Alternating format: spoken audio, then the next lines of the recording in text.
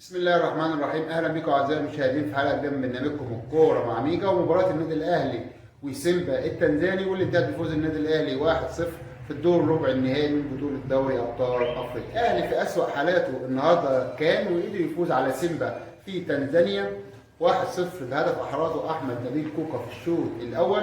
ولو شفنا الشوط الاول او بعد ربع ساعه من بدايه الشوط الاول لاخر ربع ساعه في الشوط الثاني، الفتره اللي في النص دي كان الاهلي مضغوط جدا جدا وكان ممكن يجي فيه اكتر من 3 أو 4 اهداف، لكن النادي الاهلي قدر بهجمه واحده انه يحرز هدف الفوز اللي جابه في الدقيقه 5 من الشوط الاول. وبقيه المباراه ما شفناش النادي الاهلي خالص، ولا استحواذ ولا اداء ولا اي حاجه، كان بيدافع جدا. ولولا براعه احمد شوبير او مصطفى احمد شوبير كان النادي الاهلي تلقى هزيمه كبيره جدا جدا جدا. لكن بعد الدقيقه 70 قدر كولر يعمل تغييرات للنادي الاهلي اللي عمل بيها توازن شويه في اداء النادي الاهلي، وقدر النادي الاهلي انه يجاري سيمبا الى حد ما في الهجمات. ومع بعض الهجمات المرتده النادي الاهلي كان ممكن يضيف الهدف الثاني، لكن انتهى اللقاء بالهدف اللي جه في الشوط الاول. طبعا بعد الفوز ده النادي الاهلي بيسهل مهمته جدا جدا في مباراه العوده، واللي باقي نتيجه سواء كان تعادل او فوز هيقدر النادي الاهلي يتاهل الدور نص النهائي.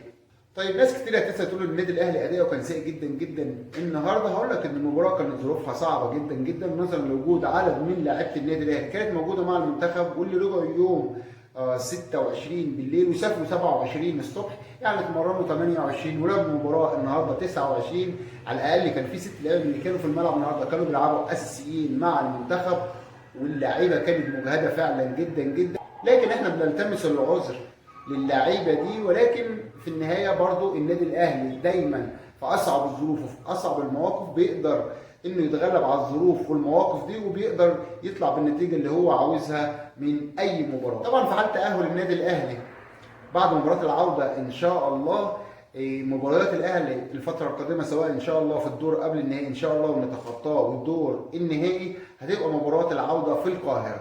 لو جينا نبص على لعيبه النادي الاهلي باستثناء اللعيبه اللي كانت موجوده في المنتخب، هتلاقي ان بيرسي تاو بقاله فتره يمكن من بدايه السنه ما رجعش للمستوى اللي احنا عارفينه عنه. كان دايما بياخد الكوره ويمشي على الخط ويقطم لجوه ويقدر يشوط في الجون او يباصي او كذا او كذا، او بيقدر يرقص. لكن بقاله 3 4 شهور بيرسي تاو مش لاقي نفسه على الخالص، ويعني يعتبر نقطه ضعف كبيره في النادي الاهلي.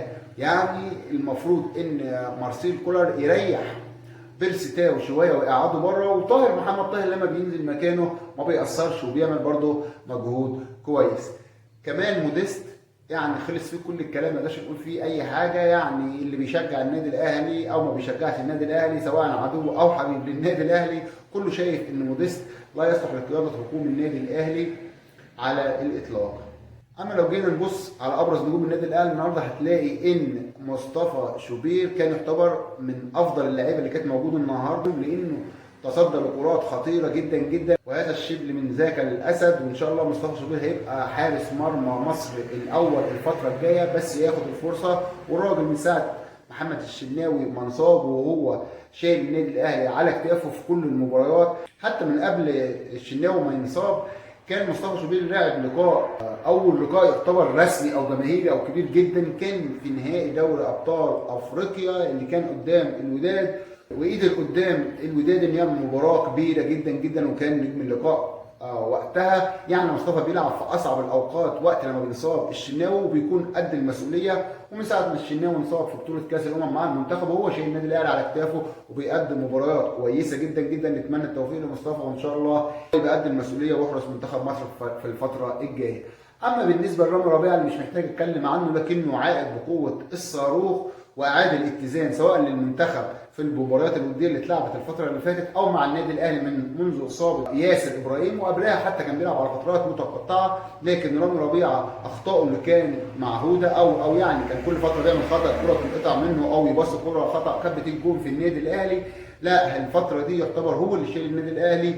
حتى اخطاء محمد عبد المنعم بيقدر انه يغطي عليها وشايل دفاع النادي الاهلي على كتافه. تحيه كبيره لرامي ربيعه العائد بقوه الصاروخ. دي كانت مباراه النهارده وابرز اللعيبه اللي كانوا في المباراه واسوأ اللعيبه كمان كان في لفظه طيبه من الكابتن محمود الخطيب النهارده اللي راح زار الكابتن احمد رفعت اللي ربنا يشفيه يا رب بحق هذه الايام المفترجه. راح زاره في المستشفى اللي اتنقل اليها في القاهره، ونتمنى له كل الشفاء ان شاء الله، يا رب يعود لاهله سالم غانم قبل نهايه رمضان ان شاء الله. نتمنى عودته ان شاء الله للملاعب قريبا.